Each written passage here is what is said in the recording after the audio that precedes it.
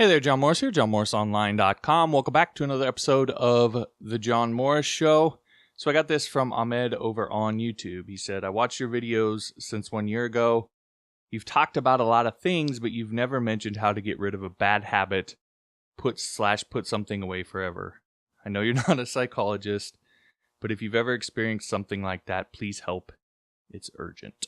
So, obviously today's going to be a little kind of off topic of the normal kind of coding web development stuff that I normally talk about, but I like this kind of stuff, but also I think a lot of us have habits that we'd like, bad habits that we'd like to get rid of, and ultimately I think a lot of this stuff is really more important than knowing how to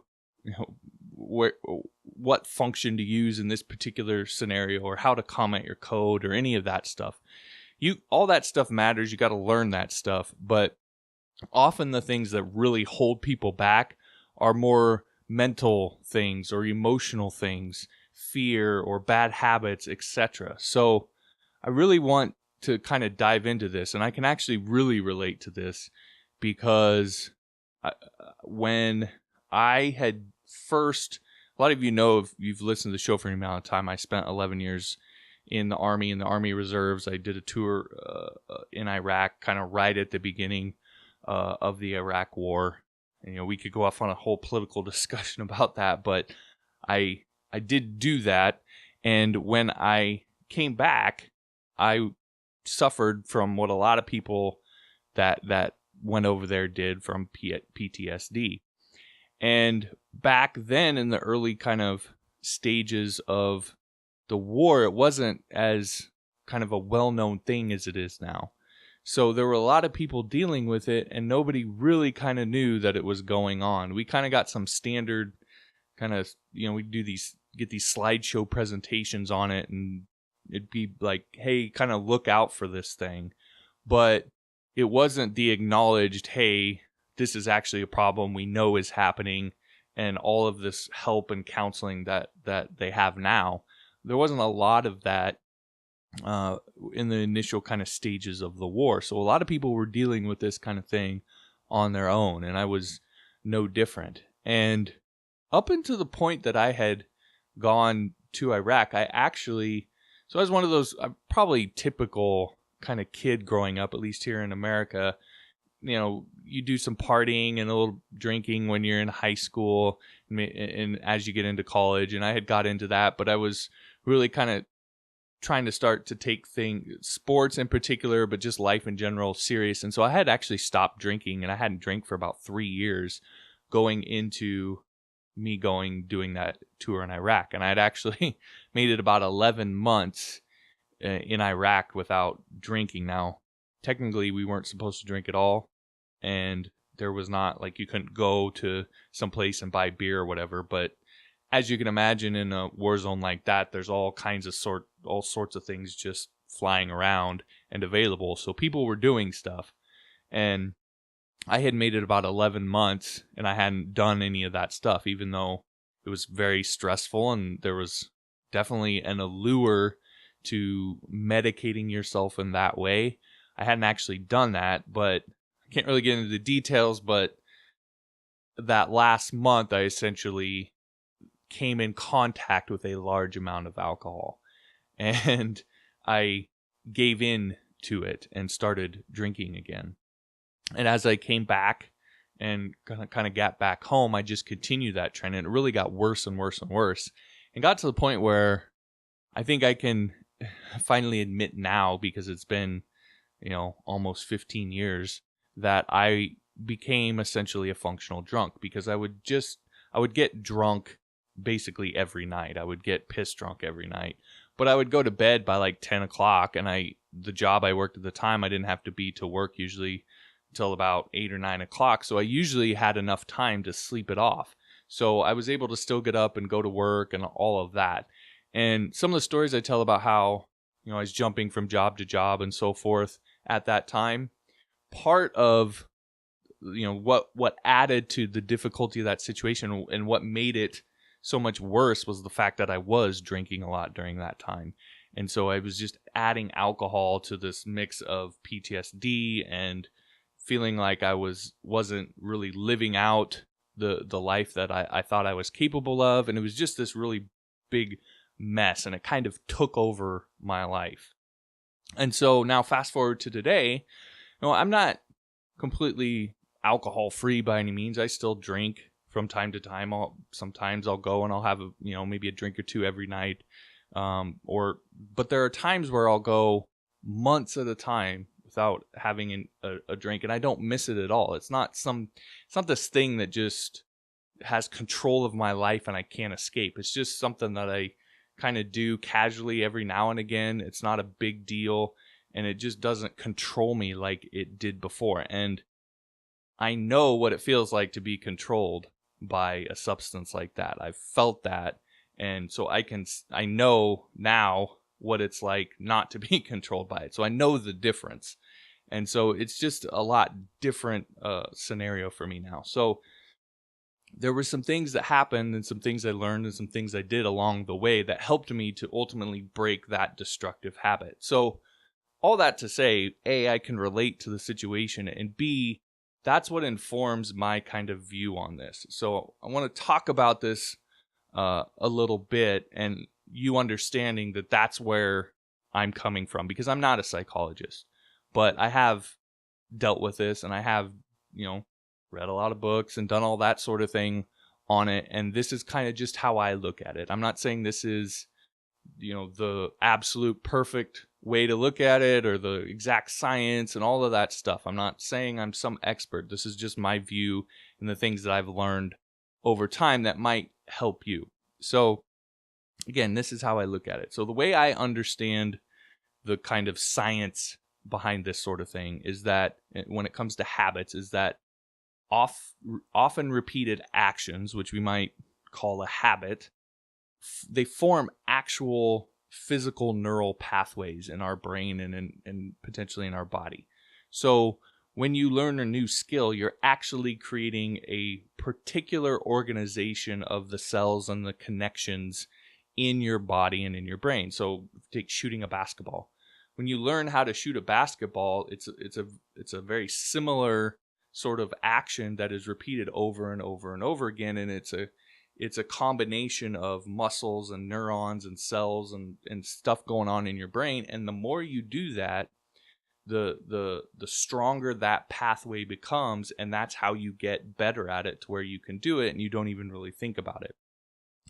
And so that's really kind of the first thing to get, that when you're trying to break a habit, you are very real. You're actually attempting to override physical biology that is incredibly strong. So it's not just some easy thing you're going to be able to change on a whim. You're not necessarily going to be able to just decide one day, I want to change this habit, and boom, it's that easy, it's done, right? And it doesn't really matter what kind of habit it happens to be. It's a difficult thing to do, so you have to be mentally prepared for that. Now, the number I kind of often hear kicked around is 90. You may have heard this before if you look into any of this stuff, but people will often say, or what I've read, is that it takes about 90 days to lock in any new habit. And that's because often when you're creating a new habit, you're also at the same time overriding or trying to get rid of an old habit. You're doing something different than you were before. So that's no small feat. It's going to take some effort. It's going to take some commitment. It's going to take some willpower. And you have to understand that going in. But getting deeper than that, I think the important thing is getting to the why. Why did the habit form in the first place? And in my opinion, when it's not consciously created, when you're not sitting down and consciously trying to create a habit like maybe you're doing now, when the habits tend to just naturally form around positive reinforcement. So the reason that we engage in this particular habit is we're getting some sort of positive reinforcement out of it. Now, there may be all sorts of destructive things around it, but there's something positive that we're getting from it. So, for example, you might ask someone who smokes, how did their smoking habit form? Well, maybe they started smoking because they were nervous one day and someone offered them a cigarette, or they'd heard about cigarettes helping with that to calm nerves, and so they smoked a cigarette, and next thing they know, it calmed them down. And so that was what started the habit forming, was that positive reinforcement. And now they just constantly smoke because from what I understand, smoking itself helps increase anxiety, so it feeds itself. But whenever they feel nervous, they'll just crack open a cigarette and start smoking. Or maybe it gave them something to do when they were bored, or it helped them to fit in with the cool kids when they were young. Whatever it is, I believe that you have to figure out what that why is, what the appeal is. Why did that habit form in the first place? Because if you're still engaging in the habit, it's probably because you're still getting that positive reinforcement that you initially got, which means you're probably still craving that positive reinforcement and not getting it at all, or at least sufficiently, from something else. And so once you understand the reason why and what that positive reinforcement is, then you now have the power to change it, because you can start to get that reinforcement in other ways. So I do two things when there's some habit that I want to break. And when it came to my drinking habit, this is the stuff that I kind of came across that really helped me. So first, I recontextualized the habit. So there's a reason why I want to quit the habit, right? If some habits are good habits, but there's a reason why this is a bad habit. So there's some sort of reason why I want to stop it. And so again, our example of smoking. I want to quit smoking because it's horrible for me, and it'll kill me someday. Now, just be clear, I don't smoke. If I did, that would be one of the reasons why. So I have to start associating mentally smoking with that negative thing. I have to start to develop some sort of negative reinforcement to the smoking, so that there's some sort of pain associated with it. That's going to start to help change the way that I think about it, and stop associating it with whatever high that I was getting from it, whether it was calming my nerves, making me feel cool, whatever it is. I need to change what I'm associating with it and turn that positive reinforcement into some sort of negative reinforcement. So I need to start seeing smoking as death, not as calming my nerves or making me feel cool. Now, if I can do that, if I can actually make that work, then smoking will naturally start to disgust me, because I'm associating it with death and disease and all these negative things. And I don't really have to try to quit. It just kind of naturally happens because it's no longer appealing. It becomes almost repulsive to me. So that's the first thing that you need to do, is you need to start associating it with all the negative things you're getting from it, not all the positive things you're getting from it. And that's what we often tend to do, is only think of and justify the positive things. But you need to be honest and also look at and associate the negative things with it. That in of itself can do a lot to start to really curb your cravings for whatever this habit is. But I've found that that's not enough, because the underlying craving, the desire for that positive reinforcement, will still be there. And even if you do a good job of associating what you're doing now with something negative, and you stop doing that, what happens is that craving's still there, so you'll just start doing something else. Maybe it won't be as bad, and of course that's better, but until you actually figure out what that craving is and how to deal with it, you're just going to be hopping essentially from bad habit to bad habit. So the second thing I do is to kind of analyze and figure out that craving, what that positive reinforcement is, and why I want it. So first off, is it legitimate? It could be a totally legitimate desire, right? Maybe it's some sort of desire for human connection, and as a result of that, maybe you're being promiscuous and doing dangerous things that way. The underlying desire is legitimate, the desire for human connection, but maybe the way that we're going about it isn't. Or is the desire, the positive reinforcement we're seeking in itself irrational? Is it something that is irrational in and of itself? Now, if it's legitimate, is there a healthier way that I can satisfy it? So instead of satisfying my desire for human connection with promiscuity, maybe I can do that with a real deep relationship with somebody that I truly care about, right? So there's ways to, if you have legitimate desires or positive reinforcement that you're seeking, there's ways to get it that are healthier than others. So sometimes you can just do that. You can trade one for the other. But if it's not, if it's not legitimate, if it's an irrational desire, something that in and of itself you think is irrational, then you have to start to think about, well, why is it there? What's the deeper issue at work, and how can I deal with that? And in my experience, I found that often bad habits like smoking or drugs or whatever are really just symptoms of a deeper problem, and that you'll never truly kick the destructive kind of surface habits until you deal with that deeper issue. Now, obviously, that is a whole other, much bigger, much longer discussion that I'm probably not even qualified to have. But the point is, you really need the thing that underlies all this is you need to be honest with yourself about it, because it's easy to focus on that surface habit as that's the problem, and trying to just deal with that while continuing to ignore what is really the deeper issue that we know is there. Often we know that that's the deeper issue. It's just so painful we don't even want to go there. So we ignore it and pretend like this kind of surface bad habit is the thing that's the issue. You need to be honest with yourself and understand and the connection between the bad habit or habits and that deeper issue.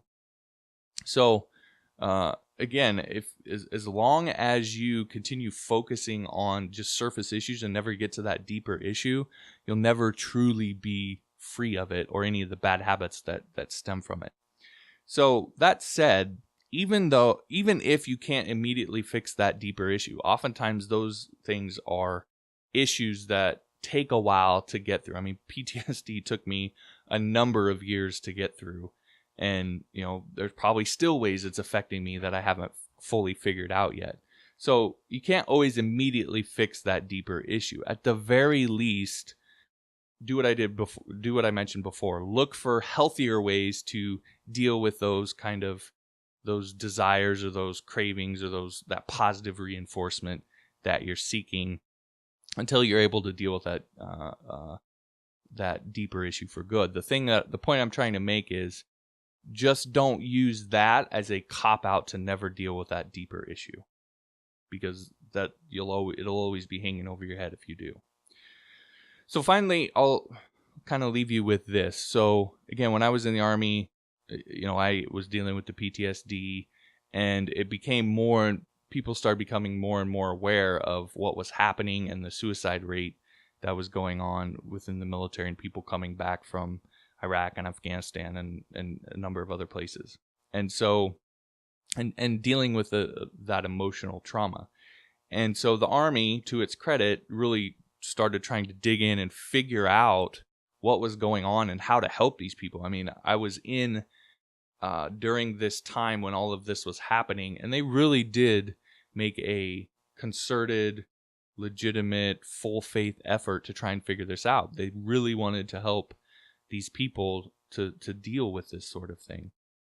And so, again, it's been 4 or 5 years since I got out, but at the time when I left, what they had landed on was what's called cognitive behavioral therapy. So it's different from, I think, what you probably would see in movies and so forth, which often tends to be more this Freudian approach where you try to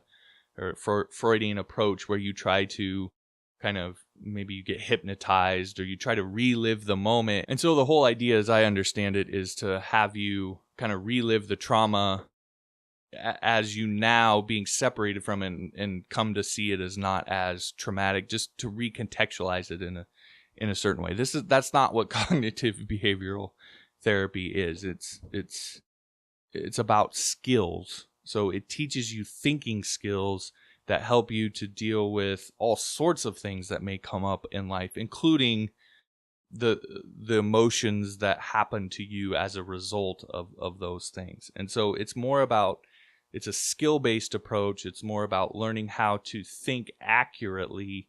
And I can just tell you from my own experience, I've seen a number of people's lives changed from it, including my own. This is a big part of how I got over my drinking habit, how I dealt with PTSD, was learning this stuff and actually starting to use and implement the skills that I learned. So in any case, there is a book. When this all came out in the Army, there was kind of a book where the methodology, a certain type of methodology, had been laid out, and it was kind of the basis for the program that the Army developed. And that book's called The Resilience Factor, and it essentially details these skills. It's like 7 different skills, and it helps you. It not only tells you what they are, but gives you kind of tips and tools for how you can help to cultivate these skills for yourself. So how you can actually learn and get better at these skills. And like I said, for me, it was life-changing. It was the thing that, again, helped me get over my PTSD, my drinking habit, all of that. So I would highly recommend, if something you're interested in, you're dealing with, you really want to get serious about getting over it, then grabbing a copy of that book. Now you can use johnmorrisonline.com/resilience, and that'll take you there, or you can just go over to Amazon and look up The Resilience Factor, and that'll take you to it. It'll be usually the first listing there. But anyway, the point is, if you're dealing with this and you want to get serious about it, read that book and then actually do it. Actually start implementing those skills that you learn in the book in your life. It really is eye-opening and can be incredibly life-changing. So I know, again, this is kind of way off topic, but take that for what it's worth. I'm by no means a psychologist, so don't take any of my advice as gospel or as expert advice or any of that stuff. But that's kind of been my experience. Those are some of the things that have helped me get through some pretty traumatic experiences and deal with some pretty destructive habits. So hopefully that gives you some insight into how you might be able to do the same if you're dealing with it. So, all right, thanks for watching this episode. If you haven't yet, be sure to subscribe, and we'll talk to you next time.